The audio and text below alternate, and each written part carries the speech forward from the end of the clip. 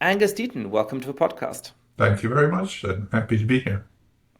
It strikes me that one of the just really fundamental facts about the United States today that everybody is sort of aware of, but we don't spend enough time really thinking through is, things like the opioid epidemic, right? The finding that you have made that life expectancy overall for Americans is decreasing, and that a lot of this seems to be driven by what you're calling deaths of despair.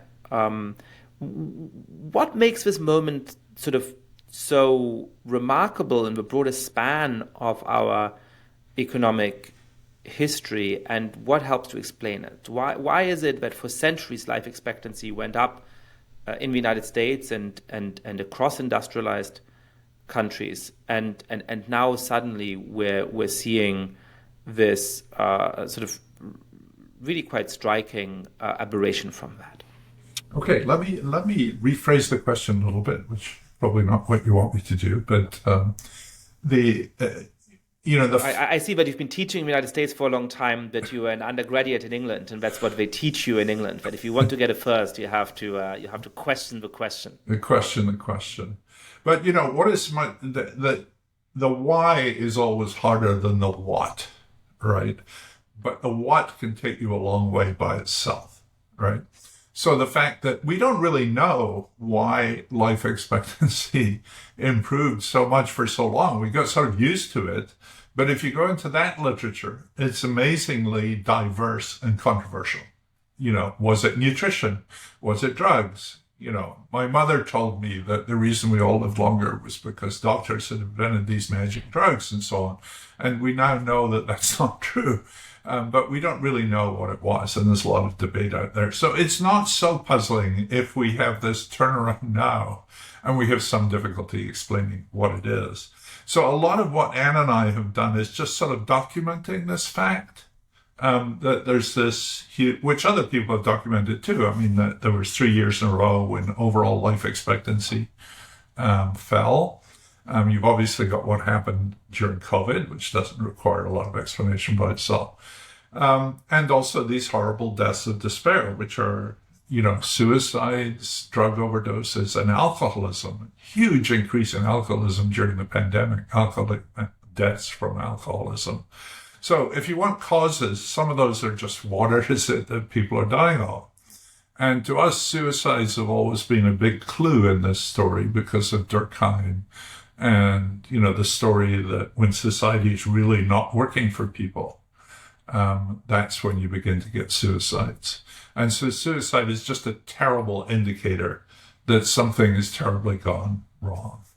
But also this idea that, and I think this is getting almost no attention among policymakers and very little in the press, that the increase in deaths during this period is almost entirely among people who don't have a 4-year college degree. So that for the third of the adult population that has a 4-year college degree, they're pretty much exempt from all these horrors. And in fact, if you look at life expectancy at age 25 for people with a college degree, it's like the best of all the other rich countries in the world. It looks like Japan. It looks like Switzerland. And what's all pulling us down and making us really the sick man of all the rich countries is this increasing mortality among, if you like, the working class. And I think that cuts across race. So we're seeing this not as a black-white issue, not as a poor-rich issue, but as an issue between people who have a college degree and people who don't. So then to come back to your original question, there's something gone wrong with working class America. And it's not hard to list a bunch of things. The democracy's not working very well for them. The neoliberal consensus wasn't good for them. The share of profits in GDP is rising at the expense of working people. It's sort of like an old-fashioned class war in some sense.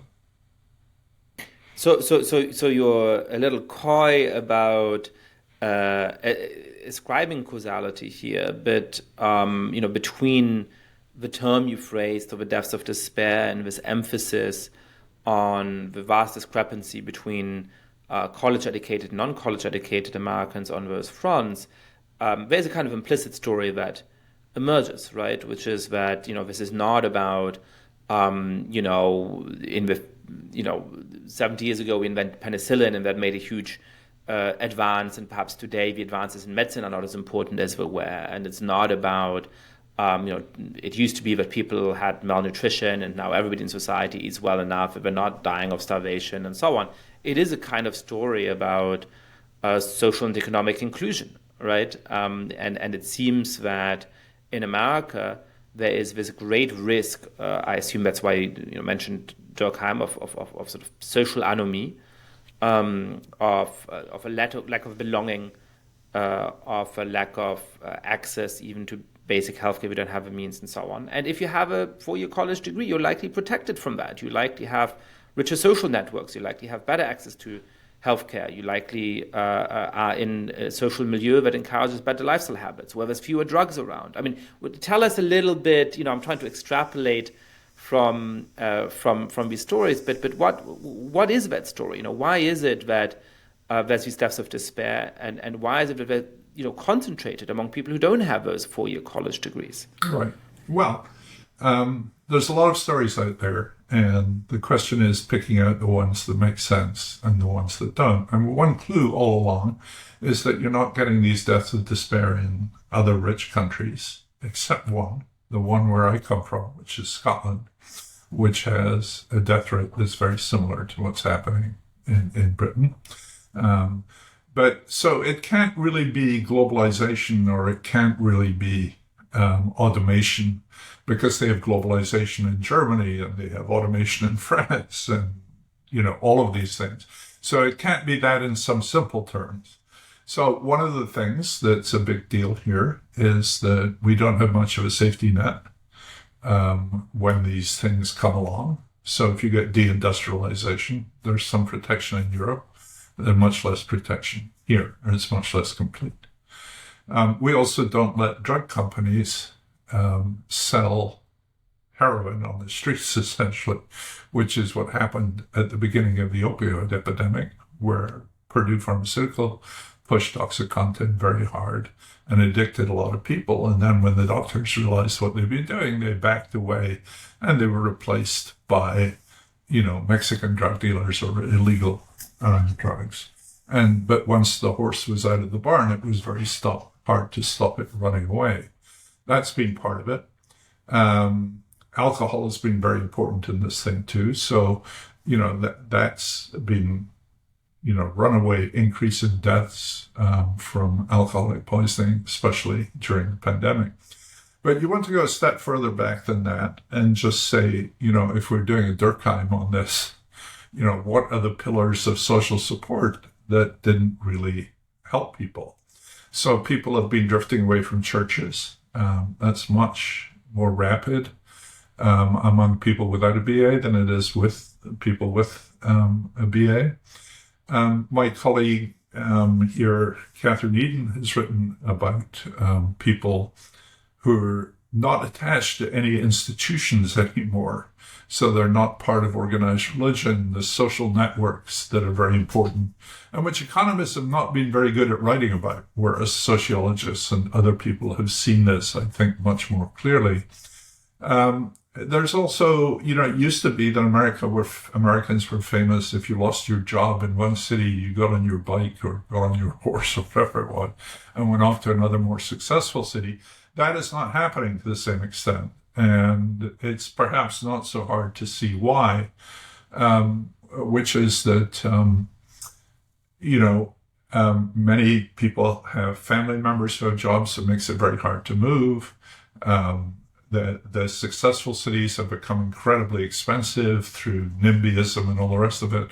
So it's actually very hard for people who've lost their job in one failing city to move somewhere else. There's also in economics, and this has been taken much more seriously than it used to be, a very rapidly growing literature on corporate misbehavior, that you might say, in terms of monopsony, people holding wages, firms holding wages done artificially. And of course, the lack of mobility makes that much easier to do. There's a lot of worry about addiction. And also, one of the things that drives me nuts is I can't watch a sports program on television anymore without being advertised to gamble on that thing. And that's something that's been passed by state legislatures over and over again under pressure from the gambling industry. There are very smart people who are writing about addiction on social media and so on. And then there's a line of work which I like, and not our work, but done by Jennifer Caris Montes in Syracuse and her collaborators, about how state legislatures are passing laws put together in corporate interests, which are typically very bad for or ignore the health of working class people. So they're passing laws that prevent minimum wages rising, their right to work laws, there are laws about guns, there are laws about all that sort of pollution and so on. And Jacob Grumbach has a book on Laboratories Against Democracy, I think it's called, which documents how some of that is happening. So there seem to be just a lot of forces sort of ganging up on working class people in America and separating them off. And it's sometimes you think of them as sheep waiting to be sheared sort of idea by corporate interests. So a lot of that is very convincing to me, and it's a rich account of a sort of many different causal factors that went into creating this situation. I'm still struck, though, by the remark you made a few minutes ago that this is happening in the United States and it's happening in the United Kingdom and it's not happening in other places. And only in Scotland, not in the rest of the United Kingdom to the same extent. Oh, just in Scotland, I yes. see. I guess I'm trying to understand how and why that is. And some of these political factors don't quite seem to explain that, right? I mean, when you look at the United Kingdom, for example, if anything, it would seem that Scotland has more left-wing governance, a political party in charge that claims to care more about working people or less affluent people than the government that the United Kingdom as a whole has had for 10 years.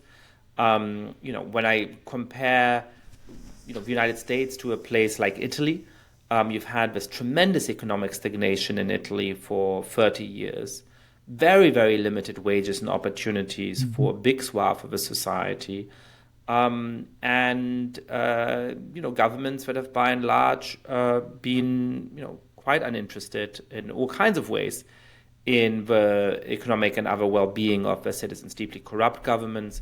Right. And so on. And yet, you have this contrast between, let's say, on the one hand, Italy, which seems to have less of that kind of socialist function and therefore leading to less of those kinds of deaths of despair, and the United States. Or you have this contrast within the United Kingdom between Scotland and the other nations. So what explains sort of why some societies seem better able to hold together whatever bases of social connection and cooperation we need to avoid those kinds of deaths of despair at a huge scale. And when other societies, I suppose the United States and Scotland, have had more trouble doing so. You're asking a lot. I mean, you want this sort of equation which says, if I put all these things in here, I'll tell you how many deaths of despair there are. And it doesn't, unfortunately, work that way. Let me say a word about Scotland. For a lot of the Scots would disagree with what you said, because after all, the government in Edinburgh has limited powers. And the overrulers are people who Scots don't like very much and who did not vote for. And there's been conservative governments in London for many, many years now. And those are people who, there are very few conservative politicians elected in Scotland. So there's a layer there that you could argue that, in Scotland, very angry about Brexit, for example, because they see themselves as European. And they hate the fact that this division has been enforced on them in a way that they wouldn't like. So you could argue that there's a real democratic deficit in Scotland that didn't exist in England. I can't tell you about Italy, but there are other things here that are very different. So here's one of them, which I didn't mention before, which is we have a healthcare system that costs twice as much as the second most expensive healthcare system in the world. So Switzerland is second. It spends about 12% of GDP. We're spending nearly 20% of GDP on healthcare. And so that money comes out of other things that would be available otherwise. And one of those things is we fund this through employer contributions, at least until you're old enough to qualify for Medicare. No other country does that. Now, effectively, your health insurance, my health insurance, and the janitor's health insurance cost about the same because you're talking about insuring a body, not insuring an income. And that means that it's like a flat tax on employment in business, and that depresses wages, it throws out. And it's one of the main reasons we think that America is different from other rich countries, that you have this, we've destroyed good jobs. I mean, almost no large corporation in America anymore has food service workers, has security service, has cleaners, janitors, all the rest of it. Those have all been hired out. And if I were on the far right, I would argue they've all been hired out to people who are hiring illegal immigrants under the counter and so on. So there's all that story there, but it's certainly been a huge force in destroying good jobs for working class Americans. And when Anna and I wrote Deaths of Despair, that was one of the big things we focused on, exactly for the sort of reasons you're talking about, which is that, why doesn't this happen elsewhere in Europe? And this is one of the big things they don't have elsewhere in Europe, as well as they don't have opioid epidemics because they don't let the pharma companies push these things out in the street. Yeah, no, and that seems like a convincing explanation to me. It's interesting that you say that you used to use this kind of economic metric of the 80th percentile versus the 20th percentile of income. And of course, a lot of people nowadays, when we think about inequality in America, think about it mostly in terms of what's come to be known as equity, just to say as racial disparities.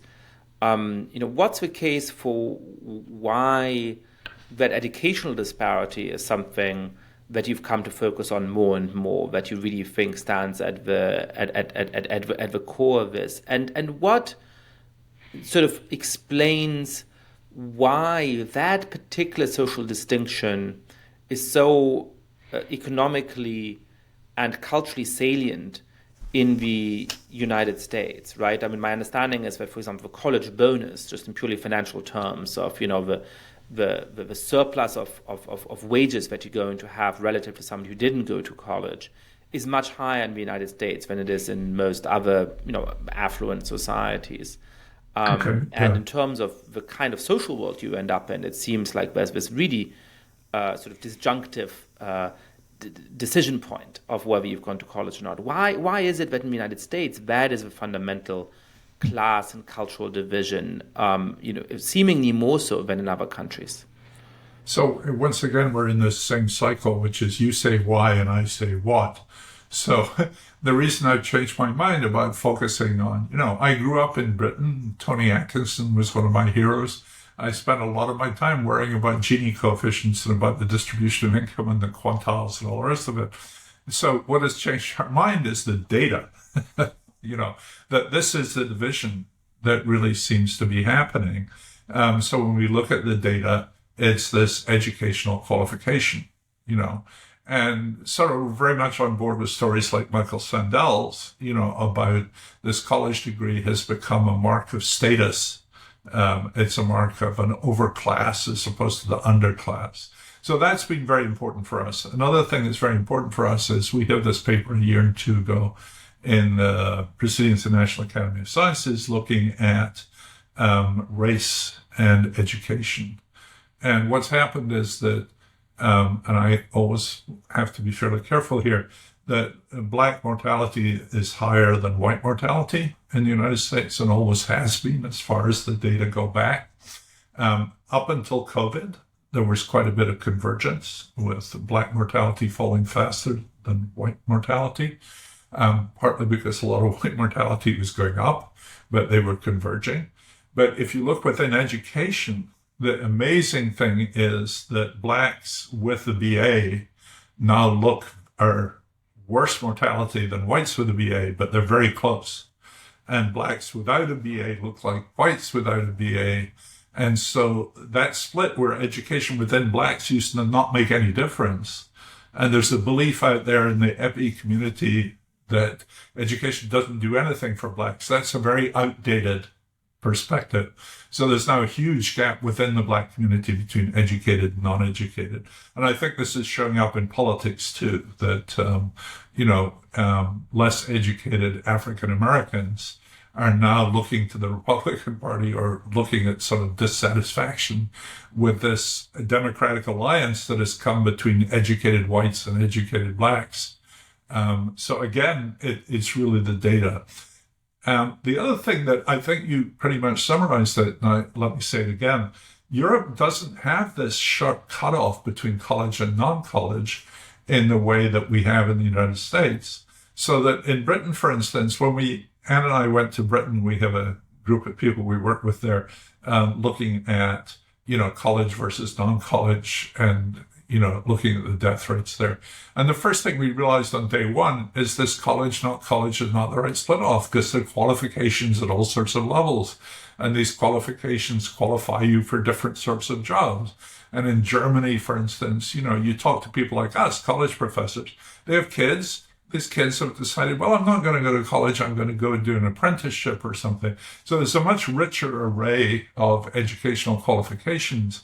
And it's always been frustrating when you're looking at the data where you don't have this clean college, non-college cutoff. But in some ways, that's a really good thing because other countries have not set themselves up for this status divide along the 4-year college degree divide. One thing that's interesting is, some college gives you very little advantage.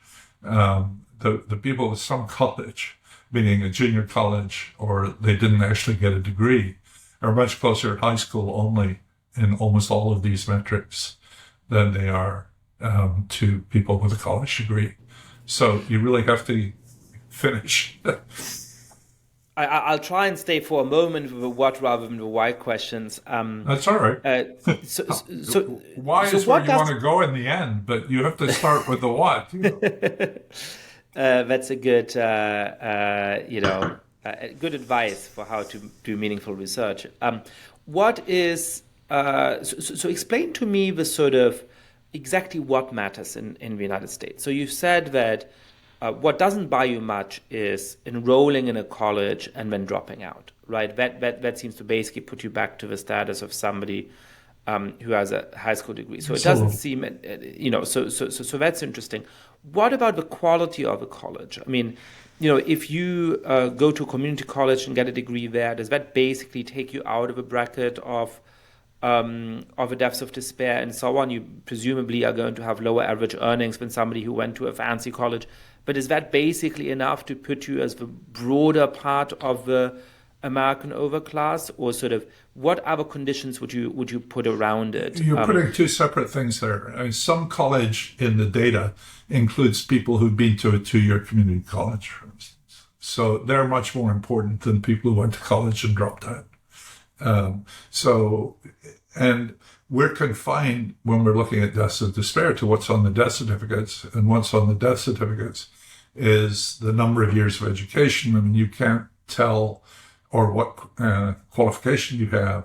You can't tell whether you went to Harvard, or whether you went to Michigan State or something, or Bozeman State or Montana State or whatever. So that would be a really interesting thing to know. And it's somewhat surprising, right? Because a 4-year college degree covers a very large number of non-selective colleges. Some of those, the qualifications are worth a lot more or a lot less than others. And you would think that it might really matter. And it might. We don't know the answer to that. And there's no very easy way, in our data at least, for getting at that. Yeah, and that would, I mean, finding that out would be related to figuring out what to do about it, right? I mean, one obvious thought that I had as you were talking about, I imagine many people had, is that, look, if in Britain and Germany there's this great variety of educational offerings and there's not the kind of steep fall off, either you go to this, four-year college that's quite selective and so on, or you end up being locked out of that, overclass that ends up being protected against all kinds of social ills. Then, perhaps in America, we should create more of those intermediate qualifications and institutions and so on. But I suppose that depends on whether or not people at the sort of lower end of that educational achievement within the four-year category are protected in those ways or not. So I guess, how should we think if one of the problems is this really steep divide between that educational overclass and everybody else in the United States, how should we think about remedying that? That's a really good question, and I'm going to be very speculative now because I don't know the answer to that question. But Anne and I think, don't think this is education that's causal here. So getting everybody into college, maybe that would be a good thing, maybe it wouldn't be a good thing, but I don't think it would solve this problem. And a lot of people think that what's happening here is in the hands of employers, that they're using the BA as a cutoff instead of using actual qualifications as a cutoff. And there's a movement afoot, which we very much agree with, which is to hire people. I think Merck, for instance, changed this policy. The woman who used to be the CEO of IBM, whose name I've temporarily forgotten, is very much into this. And some people argue that when hiring moved onto the internet, there's a box, do you have a BA or not? And if you don't check that box, you're out. And it used to be, you advertised a job in your locality, you'd get a couple hundred people. Now you get 200,000 people wanting. So you need filters, and people are using the BA as a filter. That's certainly possible. But the idea that, people, I remember talking to someone at Google and saying, do you have any people there that don't have a BA who work for Google anymore? Now you've gotten rid of your transport staff, your cooking staff, feed, all the rest of it. And I say, oh yeah, we have lots of people who don't have a BA. And they said, who are they? They say they're genius programmers who we hire out of high school. So which doesn't really, but maybe that's a model that we could do elsewhere, which is there's lots of talented kids who are talented in lots of ways, which could be used in the labor market. And we seem to have reduced it to this cutoff. So our guess and the message we're trying to sell is this is not like a BA teaches you how to fly, and you can't fly an airplane unless you've trained to be a pilot. This is a BA that seems to be an arbitrary social cutoff, and that should be easier to undo if employers realize they're missing people by losing a lot of talented people. And you're making a break-off by someone who went to Podunk State versus someone who's very talented who suddenly decided, well, I don't feel like going to college, I like writing code or something. And I think that would help make a better world.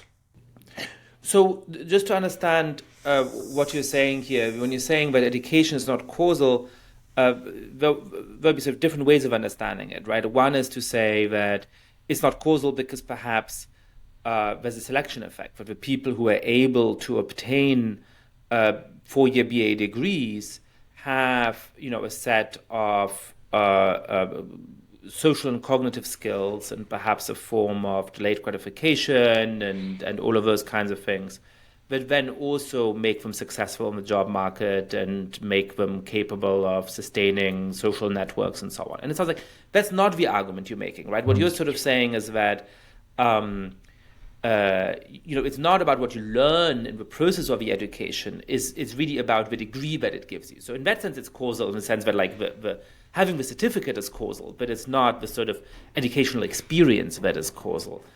I try to avoid using the word causal at all costs because I've spent a lot of time with philosophers and other people who think hard about causality, and social scientists are terrible at this.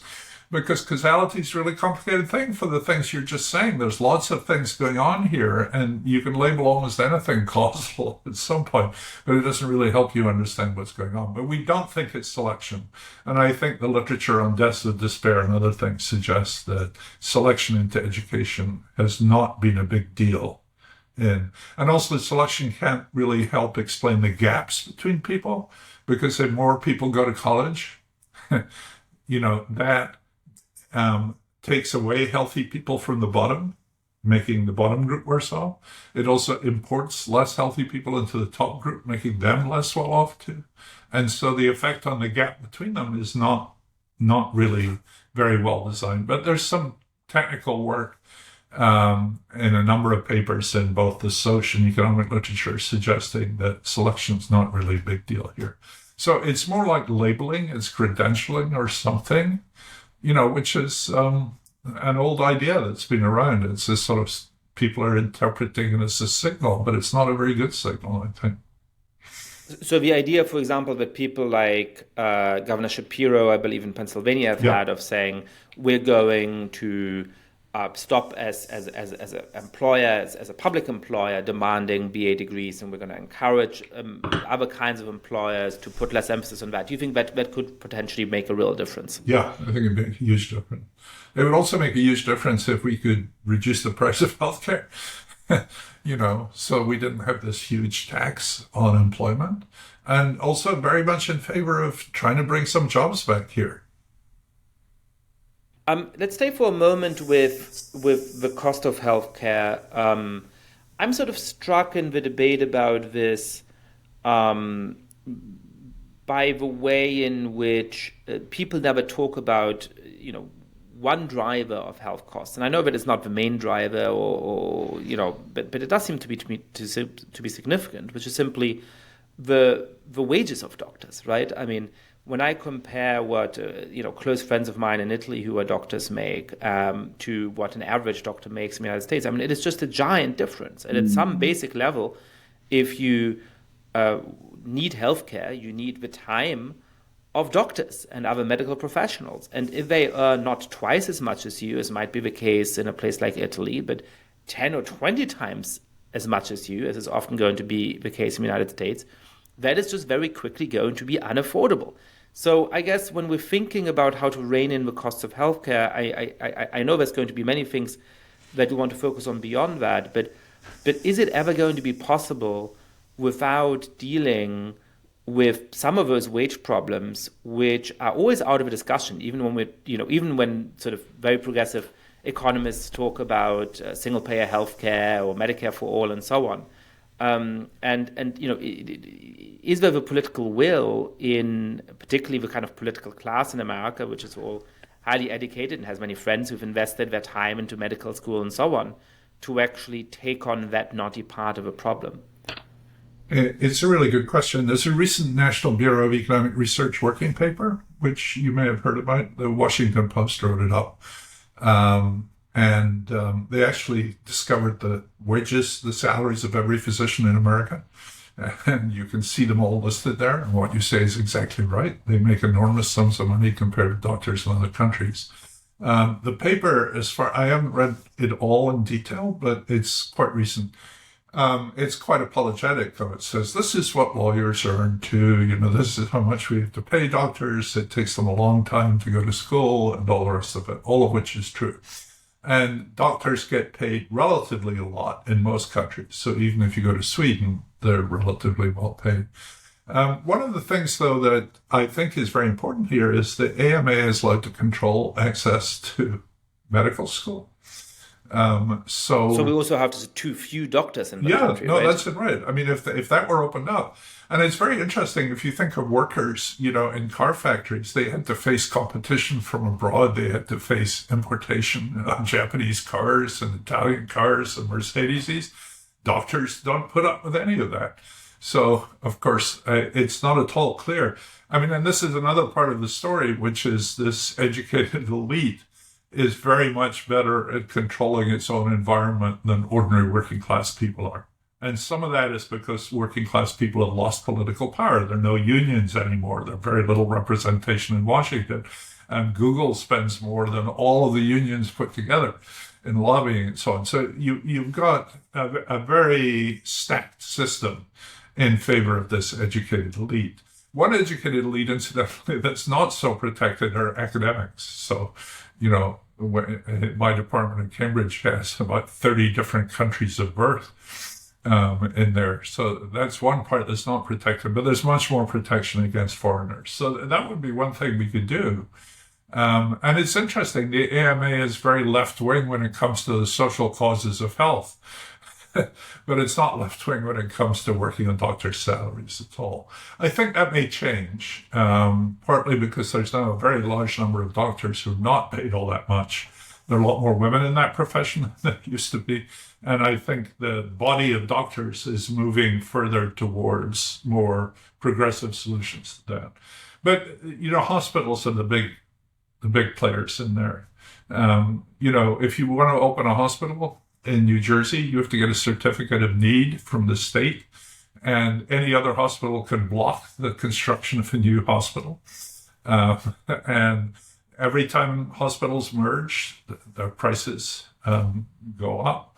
So there's a lot of abuse going on there. And hospitals are not, well, let me back away from that a little bit. A few months ago, I would have said hospitals not doing very much. And obviously hospitals and healthcare in general don't have much to do with alcoholism or drug deaths or, these are behavioral issues. But one thing Anna and I have been looking at recently, and is in the Brookings paper, is when Nixon declared war on cancer, there had been almost no change in cancer mortality for the previous 20 years, and there was none for the next 20 years. But since 1990, cancer mortality rates have been falling quite rapidly, and that really is healthcare. It's to do with screening. It's to do with drugs. There's a lot of very new, very expensive drugs. And what is happening there is interesting is, once again, there's progress for people with and without a BA, but the progress for people with a BA against cancer is hugely more rapid. So it used to be, for instance, you took breast cancer, a major killer among women, educated women were more likely to die of breast cancer than less educated women. That's not true anymore. That's true of ovarian cancer too.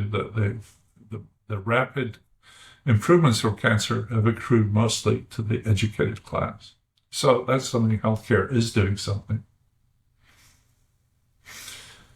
So you have a new book out, which is called Economics in America, an Immigrant Economist Explores the Land of Inequality. And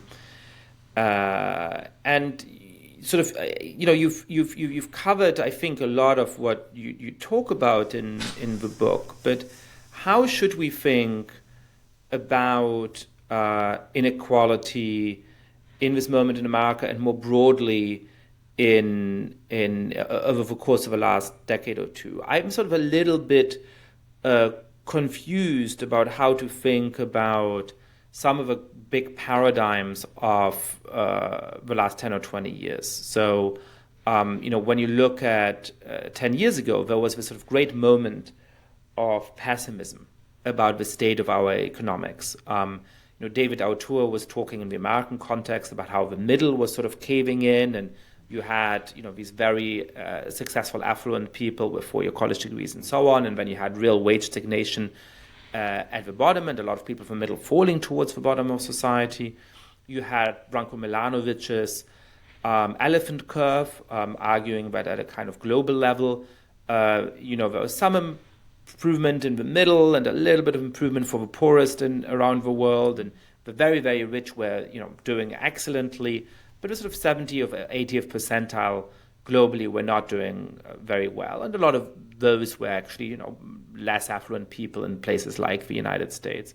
And then, of course, you had Thomas Piketty's claim that there is just these sort of large-scale forces pulling us towards inequality, including the fact that the returns to capital just outpace the returns to labor. And in different ways, it strikes me that each of these paradigms has been updated or sometimes put in question, right? David Autor has a new paper, but has to do, of course, with the pandemic and with some of the economic policies of the Biden administration, that shows that actually wages have now started to increase very significantly for less educated, less skilled workers, and that actually they have done so more for the last few years at least than for the most highly qualified, most educated, most affluent workers in the United States. Branko Milanovic has updated the elephant curve a few years ago with data reaching not to 2008, but I think to 2018.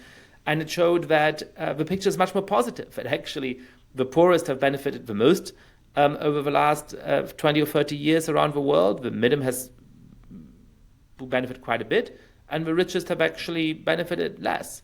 And then there's a big, complicated debate about Piketty's finding, with some economists buying it, with some economists being more skeptical about his general framework. But he himself has sounded quite a bit more optimistic in some of his recent work.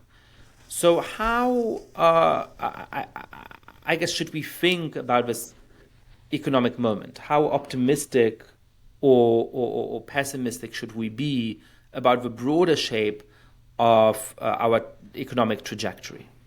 Okay. Yeah, as you say, these things come and go, and people. And I've studied inequality all my life, and it's a very shape-changing sort of thing. The focus on it is different at different times. Let me start with the author finding, and other people too, about how, think the bottom has been doing relatively well recently. And that's great. And we're all very cheered by that. The real question is how long it will last. There's a graph in case in my book, which looks at, labor force participation in wages of people without a 4-year degree. And it always does well in good times. And then the good times end and you go down the other side. And then when the next good time comes, it's never as high as it was in the last good time. So maybe that pattern will have changed, but it's much too early to say. I mean, we have a very tight labor market. We have a very strange economy right now in which no one can really agree on what's going on. This is great. I mean, if everything good that happens to these people is deserved, and let's hope it lasts forever, but we don't have that evidence yet. So we don't have the evidence that the long-term pattern that we talked about has been broken. And I'm skeptical of that. Corporate power is still very large. So one of the things that's encouraging too, you didn't mention, is there's been a resurgence in union activity. And that may, there's a strike going on in Hollywood. There's a strike being threatened in the auto industry. That may, if union power grows again, that may help change things too. But one of the things I've learned over the years, coming back to the more general question, is that there are many, many dimensions of inequality. And I think at the fundamental level, this idea of relational inequality, of people being treated differently, of people being second class as opposed to first class citizens, is ultimately more important than income or wealth inequality and these things. And I think, this thing that we've been talking about people without a BA becoming second class citizens, is an example of relational inequality gotten out of hand. And to me, I see that as very, very important, because these people are being deprived of political power. There's a sort of intellectual elite that has been running the country for a really long time and ignoring the demands of those people. And the danger is, in the end, that they're going to come for us with pitchforks, with an orange-headed leader at their head. And I think that's a very dangerous situation. And I think economists that's a lot of what I write about towards the end of the book, is I think economists have gotten a lot of things wrong. And they've been too persuaded by libertarians, by Chicago School in particular. They've overemphasized what markets can do and ignored too much what markets cannot do. And that to some extent, my profession is at fault there. And I think it's changing a little bit now, but it's changing slowly. And there's a big war going on in the profession, as I'm sure you're aware. A lot of the book is personal. You describe coming to the United States in the 1980s, both your love for America and your disappointment with some of the changes in the country.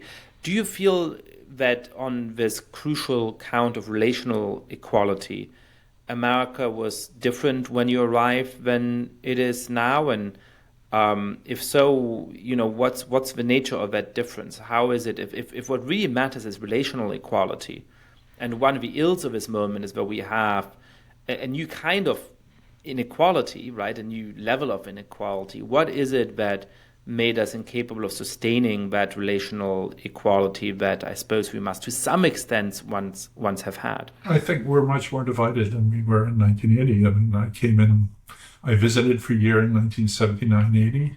I was around when Reagan was getting elected. That period from 1980 through to now is a period in which there really was a redistribution, not just of income, though that was very strong in the first decade of that period from early 80s through to 90s, but a distribution of political and relational power so that, the middle class, the blue collar aristocracy, which I guess had vanished a little bit before then, but the final nail in that coffin to the point where ordinary working people really, were being marginalized all the way. And that, and this went through the Clinton administration, the Obama administration too. I mean, there was this sense that, I guess Gary Gensler calls it the neoliberal age or whatever. And there really was, or in Blair, it was the middle way in Britain. There was this sense that we could trust markets much more than they did. But I think it was George Orwell who said the problem with competition is someone wins. And I think that the sort of competition in markets, which delivered a lot of growth, also led to corporate winning and working people significantly being left behind. Yeah, and these kind of relational questions, I think, are often at the heart of things that otherwise are difficult to quite make sense of. One of the things I'm always struck by is the conviction that many of my friends have in the United States, for example, that teachers make extremely little money. And when you look at a comparison of earnings of teachers across the OECD, that simply turns out to be wrong. American teachers earn among the most in the OECD. But where the problem lies, I think, is a lack of relational equality to their imagined and perceived peer group, which is to say, if you go to college and your friend decides to become a lawyer or a doctor and you become a teacher, you might make less money in France or Germany than your colleague, but you're going to be broadly part of a comparable social world. Whereas in the United States, you might make more money than the teacher does in France or Germany. The data suggests that you would. But you're going to make a ton less money than your friend who goes on to become a doctor or a lawyer. And so you feel that lack of relational equality very, very deeply. But the question of how to build more relational equality is, of course, hard because it is in part about money. I think a certain discrepancy of how much money you have makes it harder to have genuine racial equality, but it's about much more than that. And it's particularly hard to see how a political party that has effectively become the party of the highly educated and often the party of the affluent is going to be a historical motive for that equality, right? We have very interesting data from the United States, but also from other countries around the world that most left-wing parties now have gone from being the party of people who are likely to have less formal education and to earn less, to often being the party of the people who have more education, who earn more. So what would a left-wing politics that actually fights for a society that facilitates relational equality look like? I don't know. I wish I had the answer to that. And, you know, it's always the weakest part of the arguments we make about deaths of despair and all this bad stuff. So what do you do about it?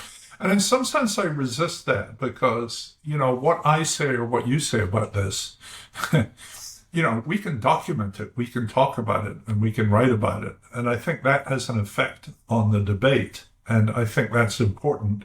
But it's not for us to imagine the future, because the future will be determined by these forces that are going on in American politics today. You know, you've got this very strange Republican Party, which is a coalition between populists on the one hand and the corporate interests on the other that are causing the populism on the other. So it's very unclear how that can be stable. I mean, you're more into these things than I am, but I don't know how that can be stable. And yet you've got this elite, which is sort of a coalition of educated minorities and educated white people, you know, who are not paying any attention and who mouth all these things about inequality. And in fact, inequality is a sort of escape from them because they can worry about poverty and income inequality and ignore the relational inequality that they're very much a part of. So it's very hard to see what the future is going to look like. But I'm encouraged. I mean, these ideas, I mean, I think there's a ferment in ideas going on at the same time there's ferment in politics. I think there are a lot of economists who are really thinking about the role of markets and, you know, rethinking things like industrial or not space-based policy, place-based policy.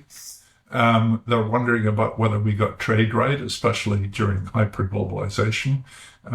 There's a real concern about whether we gave the banks too much power to do whatever they wanted to do.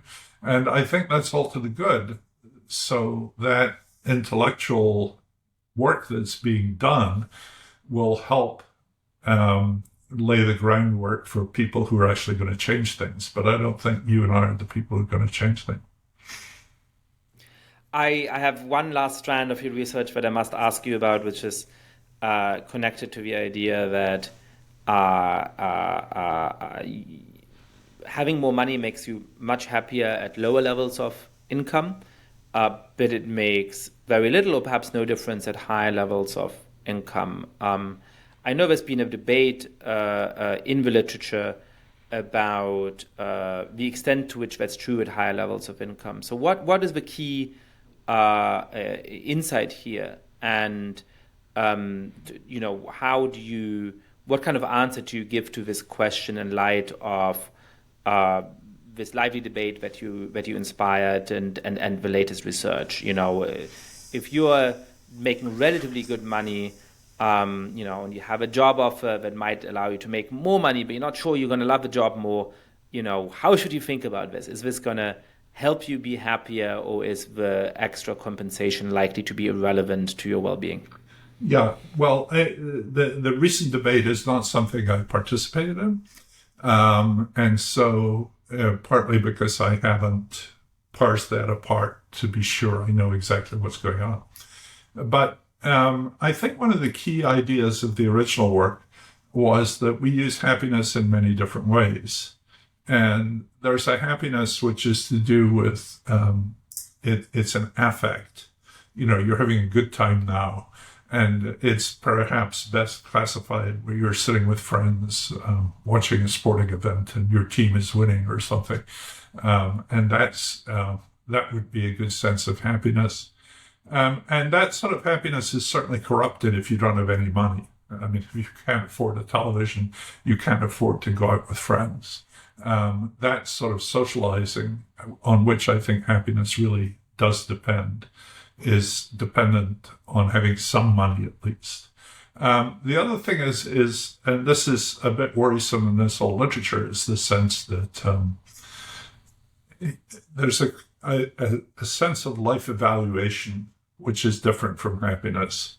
So you could, you could ask, how's your life going?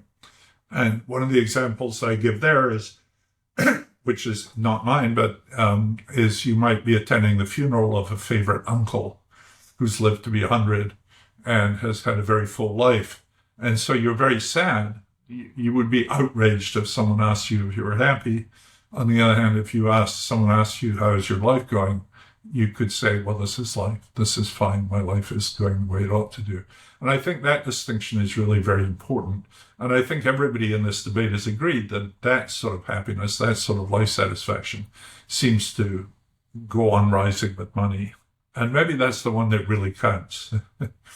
On the other hand, the worry about that is that we're simply recoding income. So when you say, how is your life going? People say, well, how much did I earn last year? And respond on that way. So this is, it's a messy field, even though I know that people are very interested in it. But that's interesting because it's a little bit different from what people, I think, might naively expect, which is to say that they might say, look, the kind of more moment-to-moment happiness, that might keep rising with money, because the more money you have, the more cool experiences you can buy, the more, cool stuff you can own, and perhaps that keeps making you a little bit happier even at the margin. But when it comes to the stuff that matters, do you have meaningful relationships? Are you happy with, how you're spending your life? Do you have children, and do you have a good relationship with them? That kind of happiness money can't buy, right? But what you're implying, if I understand you correctly, is a little bit the other way around, that actually the sort of hedonistic pleasures are, in an affluent society, relatively easy to buy. That if you have to work 2 or 3 minimum wage jobs in order to make rent, and you don't have the time or the resources to go and head to the bar with your buddies, then you're not going to have that. But, once you're out of the woods in that, you're going to be as happy, drinking a cheap beer in the local bar, watching the game with your friends, than perhaps sitting in a box with fancier people at the actual sporting event or something like that. But interestingly, that kind of deeper form of life satisfaction, do you feel like your life has gone well and you have these meaningful relationships and all of that stuff, that does keep rising with money? Why? I know you don't like when I say why, but isn't that surprising? And if you don't mind me asking, why would that be? No, you're welcome to ask why, and I don't know. And I'm very sympathetic to all the arguments you made. I actually had the privilege of going to Wimbledon and sitting in the Royal Box one day, and it was great.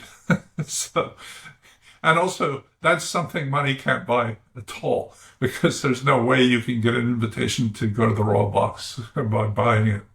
So I'm not sure where that takes us in this argument. I think everything you say is potentially right. And once again, we were, when Danny Kahneman and I wrote that paper, we were describing what we saw in the data. I think, though, we would all agree, you were saying about money bringing more hedonic happiness, whether that's true or not. I think we're all agreed that lack of money can destroy hedonic happiness. I mean, I grew up really quite poor, especially in the years after I left school and was at college and so on. I really worried about money incessantly. And that is very, very destructive. And I think there's really good work in psychology and elsewhere on documenting just what that does to people. And people who don't really have enough to make ends meet are rendered, have their lives destroyed by that. And that actually may be worse than much poorer people in poor countries who've evolved a lifestyle somehow that works around that. Obviously, if you don't have enough to eat and your kids are starving and all the rest of it, that's, horrible, horrible situation. But, part of this is clearly socially determined too. Angus Deaton, thank you so much for coming on the podcast. Well, thank you. It's been a pleasure talking to you. Thanks for coming back after all these years.